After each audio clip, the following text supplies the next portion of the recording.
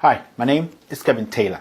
I would like to ask, is Nana Addo Akufo Addo the godfather of corruption in Ghana today? This is With All Due Respect.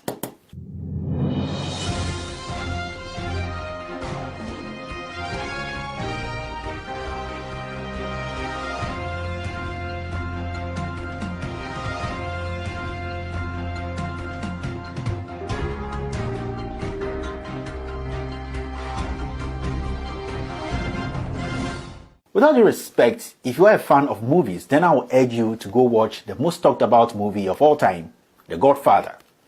The Godfather is a movie which showed how criminal gang leaders protect their thugs, all because they believe that crime was the only way for them to stay relevant in power. I'm seeing the same scenario play out in President Akufo Addo's presidency. Today in Ghana, appointees like Charles Bissiou, who was caught pants down taking bribe on camera, has been added to the tall list of criminals that the godfather of corruption, Nana Addo Akufo Addo, is keeping in his government. Since Akufo Addo became president of this near nation, Ghana, every scandal that has hit his government directly or indirectly has been linked to him. These are facts, and I don't need permission before talking about them. This same man in 2015-2016 told us Ghanaians that he was going to be a law and order president, meaning he was going to end corruption. But today, it seems he has rather become the godfather who blesses corruption in his government. We also don't have to forget the several criminals this president or godfather of corruption has shielded. We can talk of a criminal like Boachi Ejakon in the Ameri deal, Osla Owusu in the Kelm GVG deal, Oyoko Boche in the Oslo crime, Pius Heze, the criminal who was involved in the visa scandal, Kwesi Nyantakyi, who is still in the pocket of this president, and now this criminal, Charles Bissiou. All these and many more have been linked directly to this president. Why am I not shocked at the corruption and crime happening under the leadership of Nana Addo Akufo Addo? I am not, because we Ghanaians, especially we the people with the majority in this country, we Akans, have decided not to speak the truth. We have swallowed our voices because the head of the criminal enterprise or the godfather of the corruption happening in this country is one of us. As an NPP card-bearing member and a rational human being, I feel I have to be honest with myself and my fellow countrymen and speak the hard truth. We Akans are hypocrites to the core. Yes, we are hypocrites to the core. And if we say we love our nation, then we should be honest, bold, and sincere with ourselves and tell ourselves that Nana Addo Akufo Addo is a failed, corrupt leader who is clueless and dishonest. With all due respect, my fellow Ghanaians, until we put aside our stupid political and tribal hypocrisy and speak against this president and his group of criminal or thugs like Charles Bissiou, we will live to regret one day. If what is happening today had happened during John Mahama's era, hell would have broken loose. The so-called senior journalists, the kings, the chiefs, the clergy, the civil society and opinion leaders would have shredded the past government into pieces. They would have gone ahead and organized series of press conferences and demonstrated, all because the leader then isn't part of us. This is the hard truth, and I will say it over and over again. Today, out of shame and hypocrisy, we Ghanaians even find it difficult to blame Nana Addo Akufo Addo for the serious crimes he is involved in. We have even found ways to drag the opposition party into these issues just to distract the ordinary Ghanaian from following the corruption this godfather of a president is heading. Today, Akufo Addo has made criminals untouchable in this country. The Jubilee House is now a hideout for ex-convicts and corrupt officials. This is a disgrace, and we have to speak against it. My fellow Ghanaians, this country is sick and bleeding.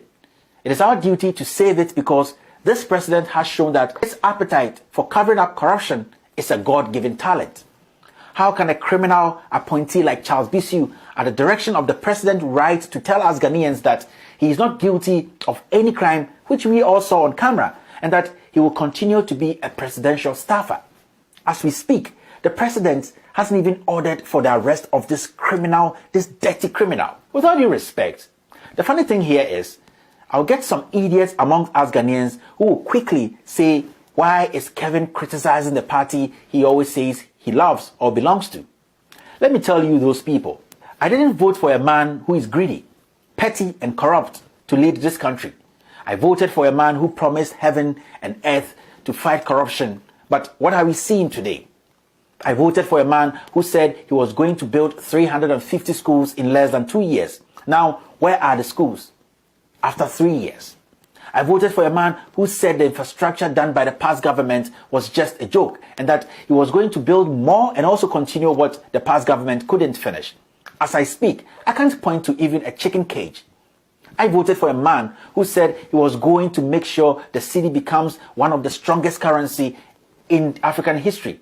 Now, I ask, how is the cedi performing against the dollar? I voted for a man who said he was going to create jobs for the youth. Now, where are the jobs?